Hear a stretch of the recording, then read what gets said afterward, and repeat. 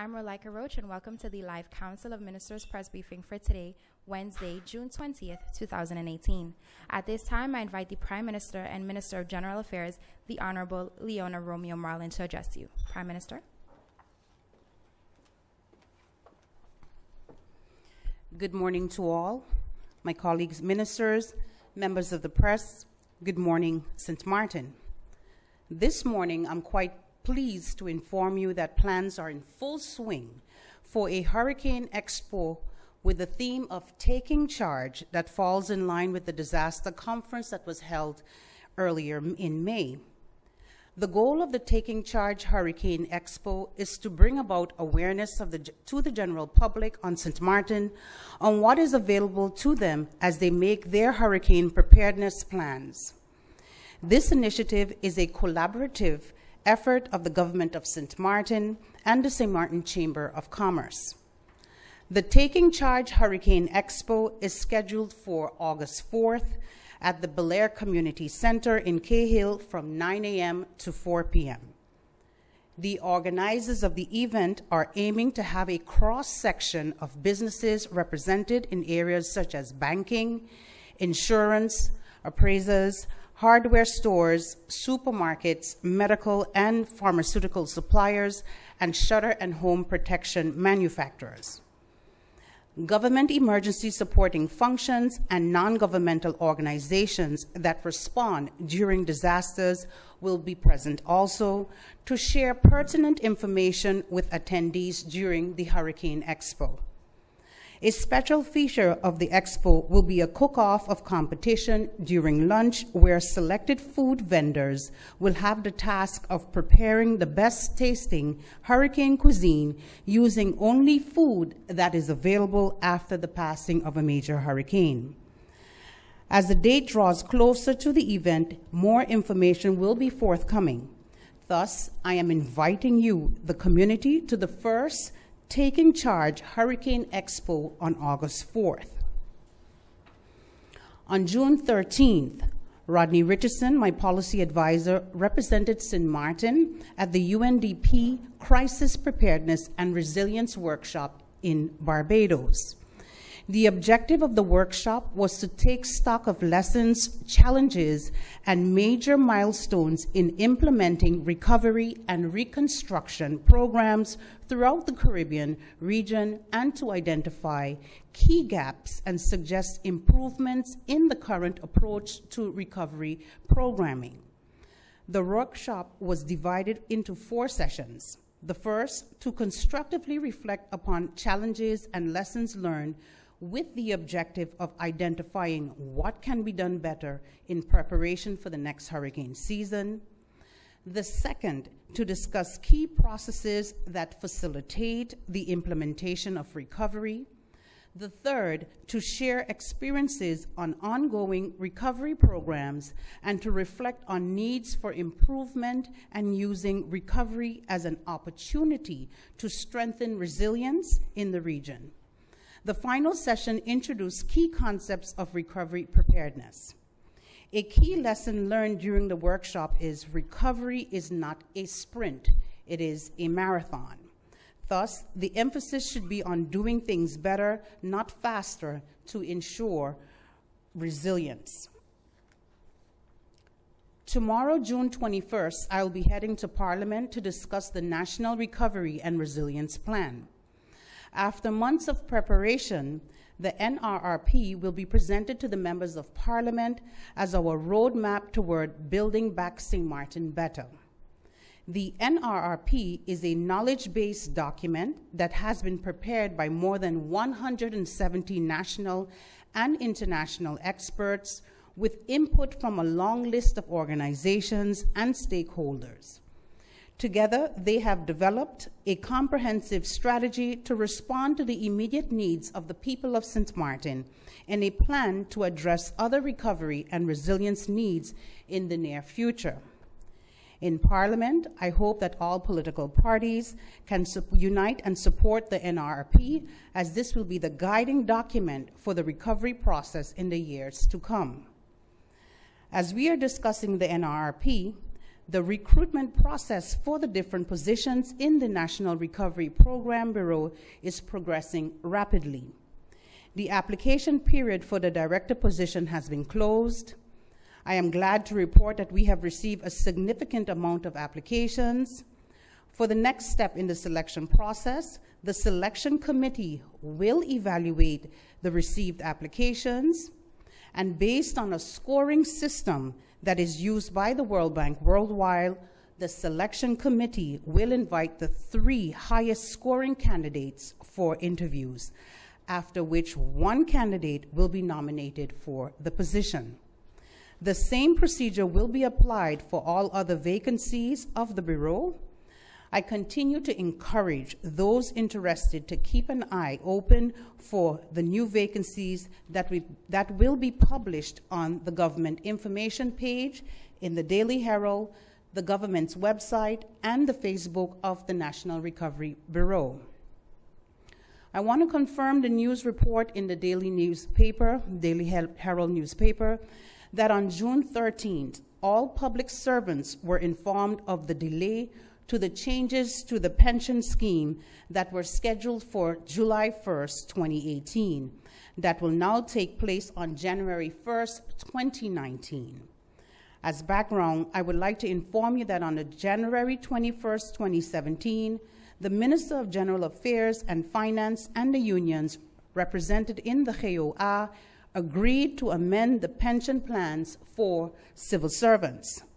The aim of the amendment is to make the pension scheme sustainable for civil servants in the future, as well as to improve the financial position of the General Pension Fund of St. Martin, APS, by increasing the retirement age from 62 to 65 years, with the possibility of retiring at the age of 62 with a lower pension. Another proposed change to the scheme include no longer using the final scheme. The pension will be based on an average salary scheme and a yearly accrual of 2% of the gross salary in that year. The percentage can be lowered up to 1.75% if the pension premiums no longer cover the cost. There are additional proposed changes to the pension scheme that have been shared with the civil servants in a previous letter dated March 7th of this year. Information sessions by Personnel Department and APS will be organized to inform all civil servants on the proposed changes. I thank you for your attention and await any questions that you may have. Thank you, Prime Minister, for your opening remarks. At this time, I invite the Minister of Public Health, Social Development and Labor, the Honorable Emma Lee, to address you. Minister Lee.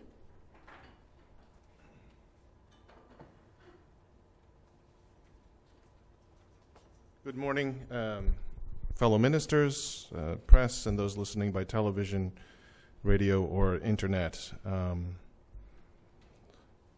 You know, as has been mentioned, I think, in the media, that you know, we're planning on swearing in the new government shortly, and I think it's a good opportunity to thank my colleague, Minister Ferrier, for his time and his service to the country.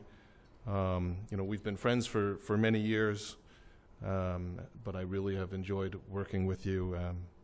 It's nice to have somebody who thinks the same, who gets as frustrated as I do sometimes with how things work within government, and you will be sorely missed. And your contributions, I don't know if everybody would recognize it, but I know personally how much time and energy and effort you've put into trying to help the country. So I thank you, and I think the country should thank you as well. On another note, I noticed that Mr. Hilbert Haar is not here. As I understand, he is also planning on moving on. His time here when he was working with the Today newspaper and with the St. Martin News, again, another person that will be missed. His journalistic integrity and qualities, I think, have brought a lot to the country and certainly to our press conferences. I'd like to sort of touch on a subject that we've talked about in the past, but just I've gotten a lot of questions about it and some comments and suggestions, and this is really regarding the reconstruction work permitting process. So just to lay out the normal process, in other words, let's say pre-IRMA, the normal process for applying for a work permit includes registering the vacancy, and then you had to place an ad in the newspaper and then wait for 5 weeks and see if there were any candidates that were locally available. And then at that point, you could submit your application for permission for a work permit, and that would then take about 6 weeks for processing. So altogether, that's technically 11 weeks, 12 weeks, so call it 3 months process. Post-IRMA, clearly the need for reconstruction workers has increased dramatically. There's been a number of efforts to train local people, also, of course, to ensure that there's been labor drives, recruitment drives of all different types to ensure that people who are interested in working in construction and reconstruction do have jobs. We've exhausted those efforts. We will continue with training efforts. And of course, if people who are interested in participating are still interested in working, of course, the ministry will facilitate finding jobs for anyone who's interested in working in construction. But that said, we also need to ensure that the reconstruction process happens as quickly as possible. And this is a topic we discussed previously, that based on Article 7 of the implementation decree and based on the shortage of construction workers, we are looking at an expedited process for project-based requests. So in particular, what that means is that we would waive the requirement for the advertising and 5-week waiting period, so that will reduce or eliminate that 5-week period. And in addition, we will expedite the processing time. I mean, we're looking at being able to process requests within a week, 2 weeks. Again, all with the understanding that we need to expedite the availability of workers to expedite the reconstruction process. Some of the requirements are that the company needs to be in good standing, needs to be registered at the tax department, and they need to submit a housing plan. In other words, if you're going to bring in groups of construction workers for project-based work, you need to explain how you're going to find housing for them, because we certainly don't want through this process that we end up displacing people or driving up rental prices for our locals to find apartments. So we want to know how you're going to manage that process. And I want to be clear, some of the conditions are that, number one, of course, the employees who come need to pay their social premiums and their taxes, and that the permits are non-transferable. In other words, if you come in for a project, you're not going to be able to move from that company to another company, and it can be renewed once, and the maximum total duration would be a 3-year period. So we see this as a positive thing because it means that we're expediting the process to give permissions for people to come.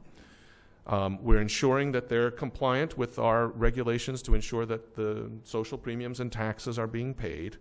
And it also means that once that reconstruction phase is finished, that they will leave the island and therefore not end up staying and being competition for our local construction workers. And then post-IRMA, we also recognize that for those requesting regular work permits, in other words, not based on this Article 7, we are still waiving the advertising requirement, so cutting down that 5-week period or eliminating that 5-week period, but then we would go through a normal evaluation process, although expedited. So some of the criteria that are used for the evaluation process will all remain intact. And the important distinction is that this permit would be renewable, right? So just like a regular work permit.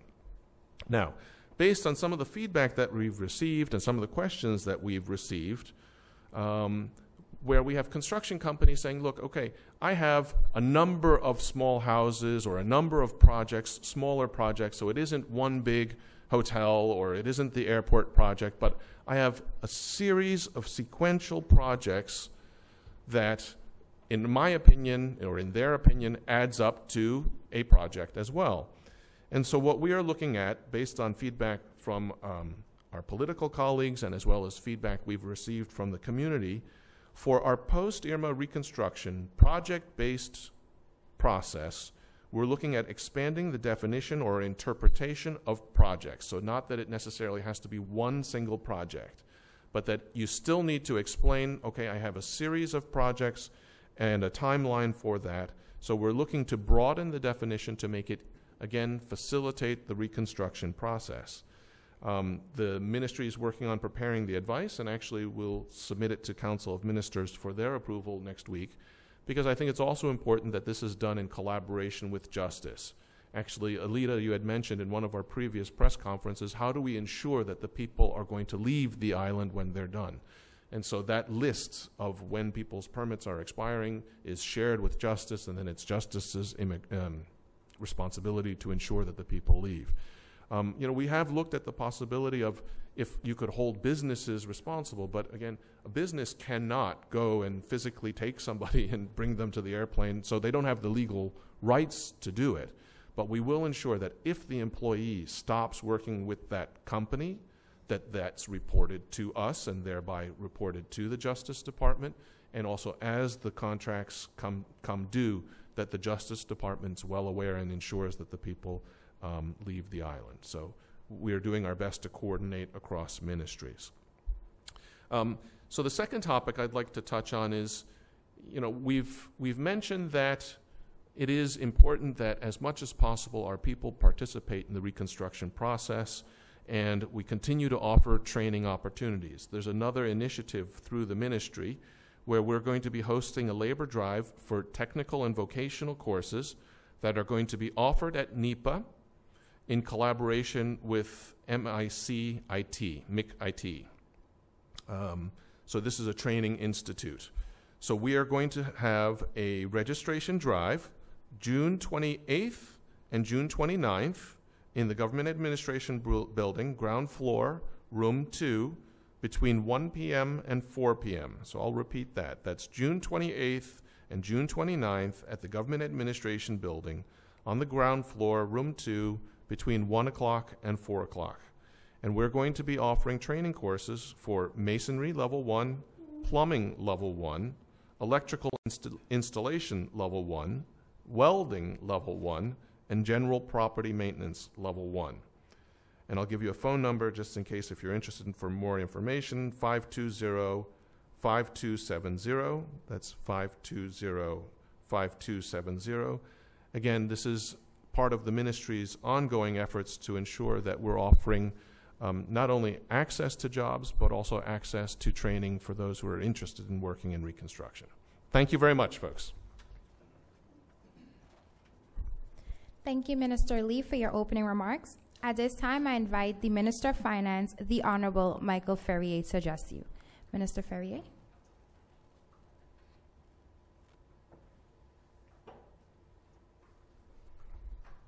Good morning, members of the press, colleagues, ladies and gentlemen, wherever you are.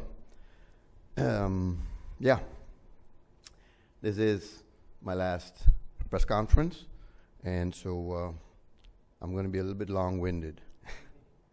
In January 2018, at our very first press briefing, I opened and asked the question, how do we together get St. Martin going again? That the task was going to be challenging at best, we knew. The team put together by MPs Heiliger, Westcott Williams, and Brownbill to govern the battered country had their work cut out for them in what was then already known would be a relatively short term in office. I said from the onset I was not interested in being more than a pinch hitter, and therefore did not take part in the February 26th election. And so here I stand at this last weekly press briefing on the first Leona Marlin cabinet, in which I proudly served as Minister of Finance. I take the opportunity to give an account of what has been accomplished as much as I can, make suggestions for items that still need attention, and express my appreciation for the support and assistance I've received. I start off by thanking Minister Lee and the Prime Minister, who talked to me briefly before we came in, for their words of thanks already. While this is goodbye as Minister, I have a feeling that wanted or not wanted, asked or not asked, invited or not, I will on occasion provide my 2 cents as Citizen Mike Ferrier when I think it's warranted. And so I ask your patience, as this may be a little bit long-winded, as I said, but believe it's the right way to close my tenure.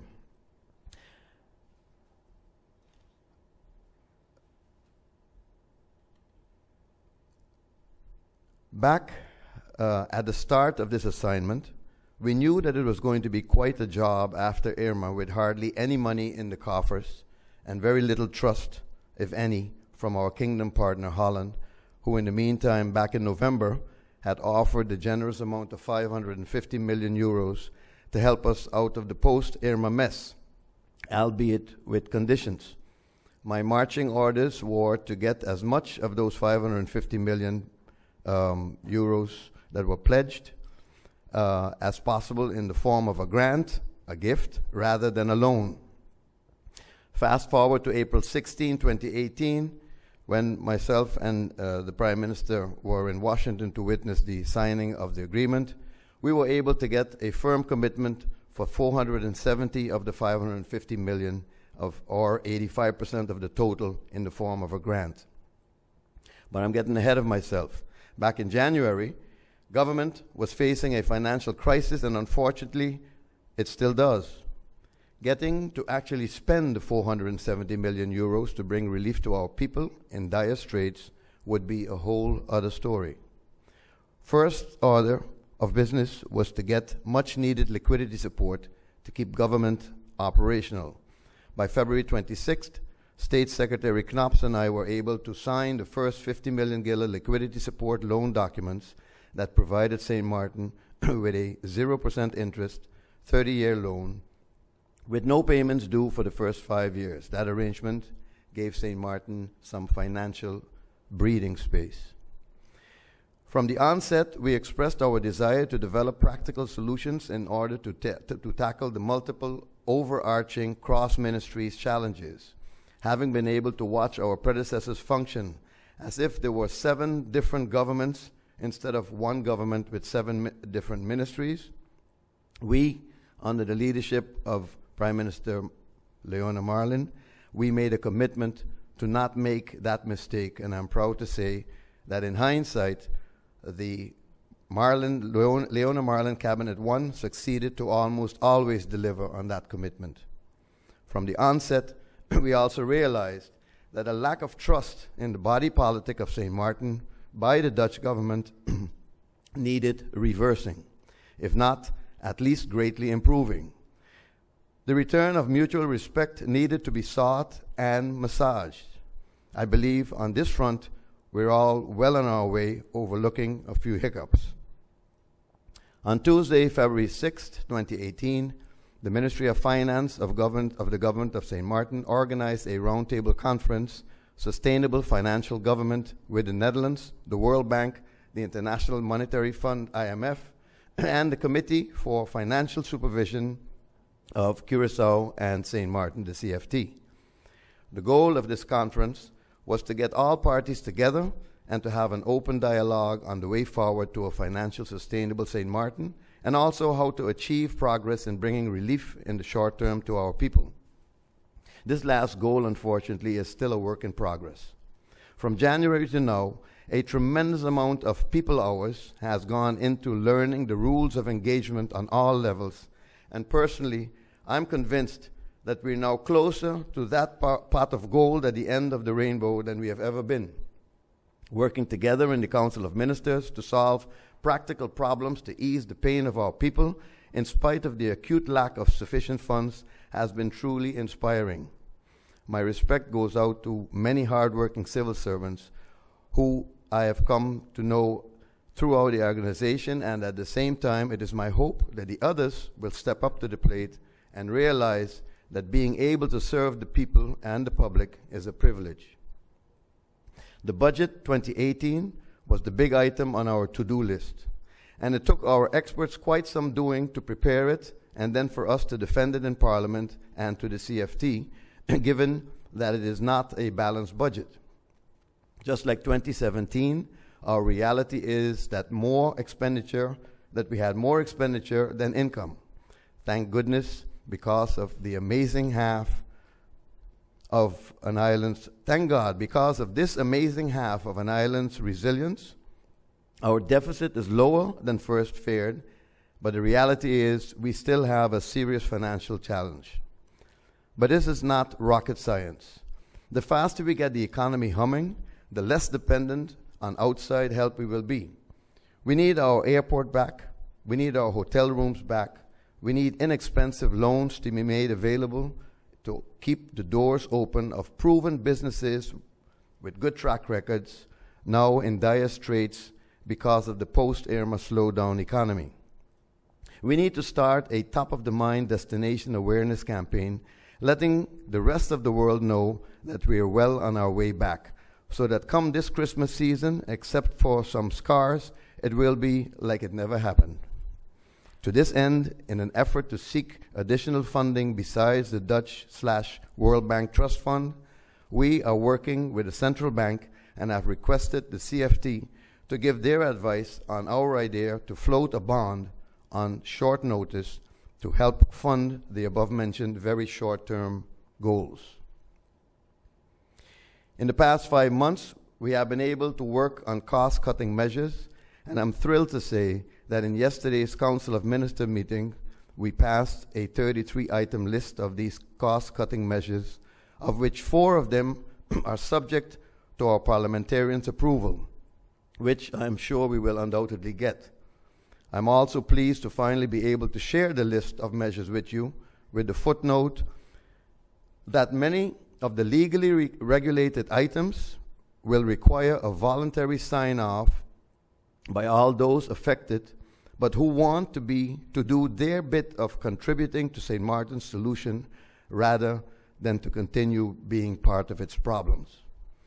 We've also made great strides in advancing the efforts to improve our tax administration and collection system. These preparatory actions are needed if we are to maximize the scarce financial resources at our disposal. I have my successors' commitment to keep on this vital track. To improve our income, we have been working on every front. The pension reforms for government workers is back on the front burner. Government built up significant arrears to APS in the last years. Part of the problem is that the pension system is no longer feasible in this modern day and age, where people live longer and want to work longer.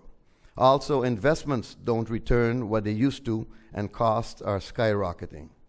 As such, the pension fund has been working on reforms together with government. These reforms are also required by the CFT. The pension system is now scheduled to go into effect at the start of 2019. The benefit of the bottom line of government, especially in these tough financial times, is significant. With the changes, government will be able to meet the financial obligations and eliminate financial arrears. This is good for the pension fund and ultimately for the future retirees. I've also taken good note of underperforming areas of income of government. One of these is that which has to get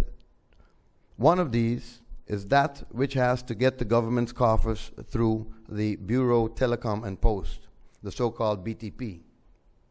Reports about the BTP show that the institution should and can contribute more to government.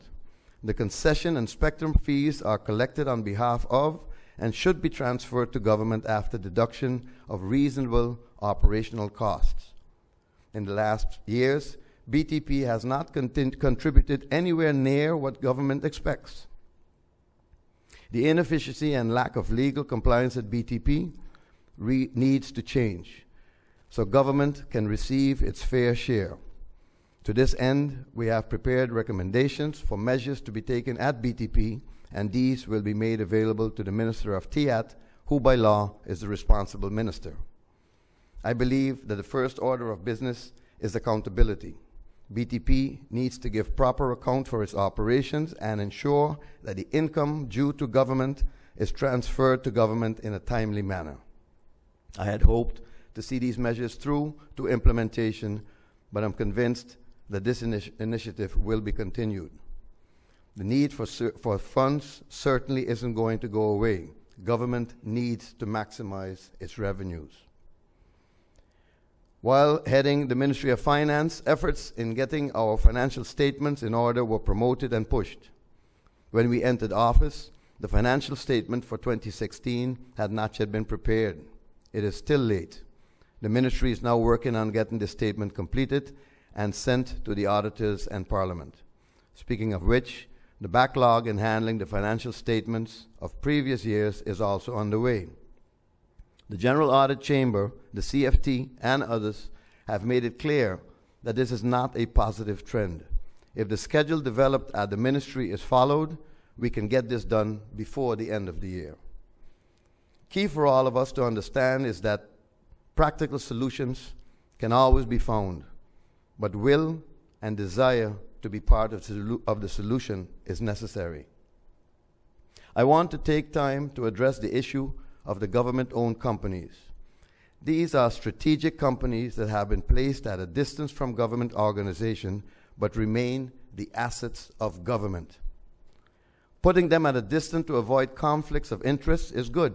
However, these companies ultimately have to serve the broader interest of this country. The people charged with managing and overseeing these entities have great authority, but also great responsibility. Just as ministers are responsible for financial management and policy achievement of their respective ministries, so too are managing directors and supervisory board members responsible for the operational and strategic well-being of the company that they serve.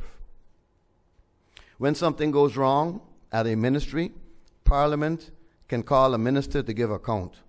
Ministers can be sent home with a motion of no confidence. We have experienced government and Parliament being sent packing for lack of management and total incompetence. Right now, we are experiencing the consequence of not doing the right thing or taking action when we know something is wrong. It should not be so that the public prosecutor has to go into an NV to uncover problems that have been subject of rumors for years. We should be very concerned about companies taking on debt to unsustainable levels. These are our assets, and while they are limited liability entities, the failure of any one of them could be catastrophic to the government and to all of us. Ministers are appointed as shareholder representatives for companies and other government entities and should be very vigilant of what has happened in the past and what is planned for the future. Bad management should not be rewarded, incompetence should not be ignored, and breaking the law should be investigated and punished. We are about to get started with the reconstruction of St. Martin, almost 10 months after Irma. The requirements, rules, procedures, and bureaucracy has been hard for me to understand, but I realize it is mostly a self-imposed burden. Successive governments have let things slide. The attitude has not gone unnoticed from the partners on the other side of the ocean, from who we now get help, and we are subject to their conditions. We wanted autonomy, but with that comes responsibility, and unfortunately, we were not prepared for the worst-case scenario. The help we have been offered comes at a price, and I say, unless we have an alternative, let's pay it gladly, but use the resources carefully to build a better country that will be better able to stand on its own feet. On a personal note, I leave today with a bittersweet feeling. It was never my intention to stay on long. That was something I stated from the very beginning. But I had hoped to achieve much more.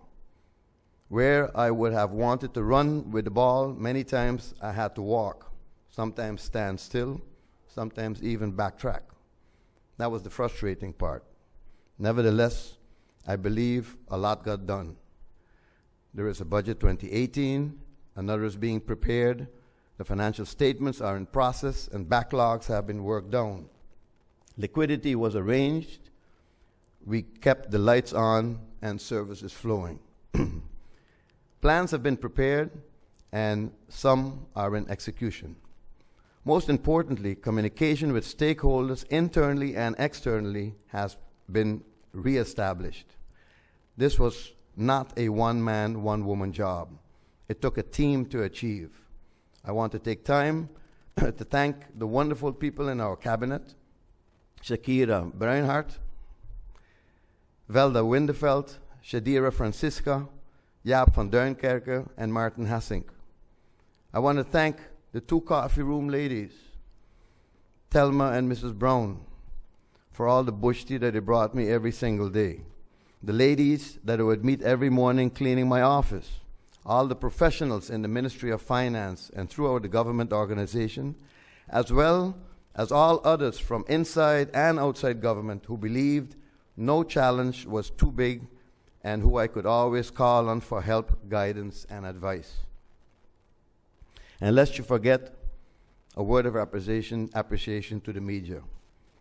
You got the message out, you kept us sharp. I consider myself lucky to have been given the opportunity to do something that makes it hard to say goodbye. So instead of a goodbye, I say, we're going to catch up. Thank you. Thank you, Minister Ferrier, for your opening remarks. If you've just joined us, you are watching the live Council of Ministers press briefing. Thank you for joining us. We now go over to the question and answer session. Stephen Cerulean of PJD2 Radio, you have the floor.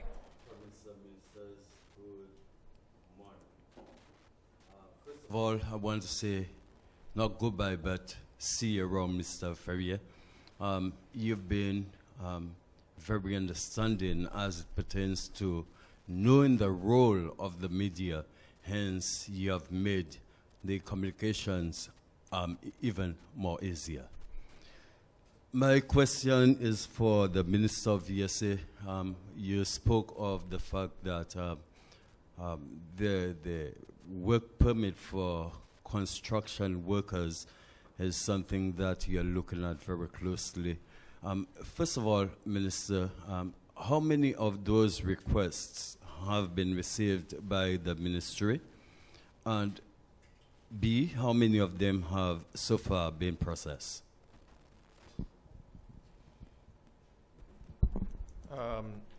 Stephen, which requests are you talking about? I'd have to come back to you with exact numbers, but in general, I can tell you that there has not been a large influx of requests for construction work permits. So through the regular process, there's not been a large influx. And in general, all of the requests that we've received have been granted.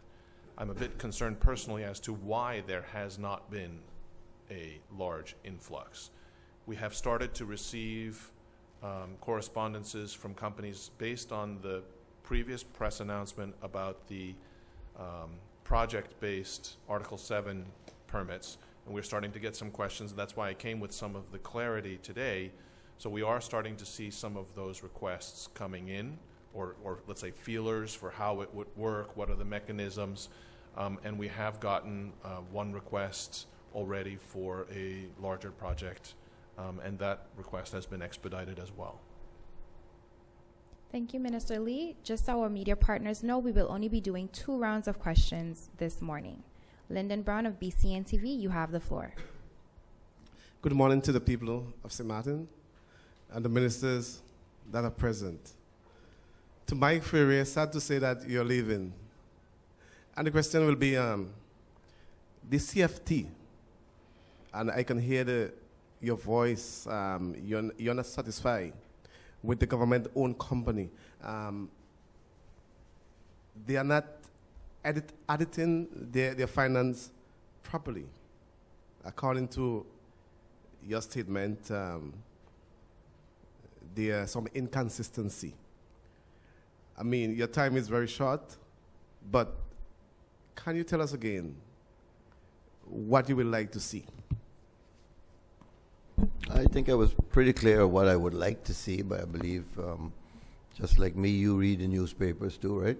And in fact, you report the news, and we've seen, in my opinion, too many times that people are being questioned and being put in a position where they have to be questioned. So, transparency and openness in not only government but government-owned companies is extremely important, and I believe that we all, as an island, need to rise to another level with regards to integrity. When I say integrity, I mean the display of integrity also. When somebody would question my honesty, I would take a back seat and go fight my case and not be in the front row and want to be rough and tough. But, you know, I would withdraw and go fight my fight to clear my name, because a man only has his name. And that's all he should cherish. And you shouldn't want to be in a situation where you throw all of that aside and just for the position or just for the place that you hold.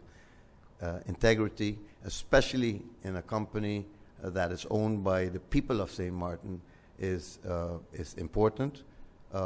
Openness of how you do business, important, and do it in the correct fashion. It's not yours. And again, nobody, as far as I'm concerned, is guilty until proven such. Everybody's innocent until then.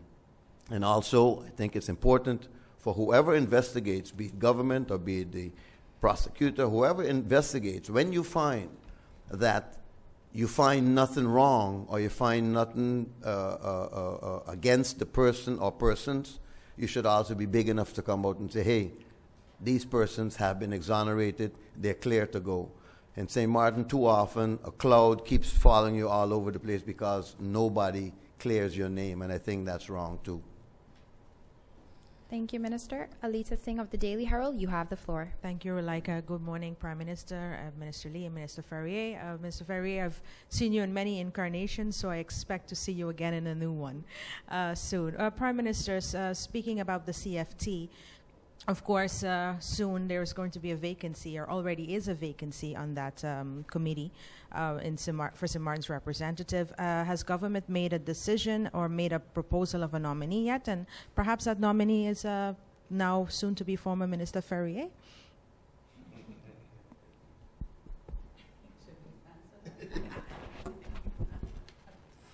Thank you, Alita Singh, for that question. Indeed, there is a vacancy. We are presently in discussions as to St. Martin's representative on the CFT, but there has been no conclusion as yet as to who that individual will be. And I'm not sure I should say this, but I did ask Minister Ferrier, and he humbly declined. Thank you, Prime Minister. We now move on to the final round of questions. Stephen Cerulean, PJD2, you have the floor. My very final question is to the Minister of Finance. Where does St. Martin stand at this time financially? What kind of a budget do we have? I think you want to know what kind of liquidity we have. We have a budget with a hole in it. Liquidity, we're a little bit better than we thought we were going to be at, but not by far out of the woods. There's still plenty trees out there.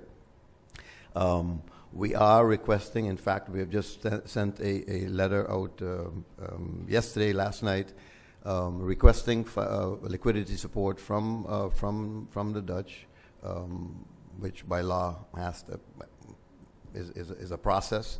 The CFT has to make a decision on that and make an advice, and I believe it's going to be handled by the 6th of July in the Kingdom Council of Ministers, our request. What we've requested is, instead of a big amount, we have requested to do it in tranches as we need.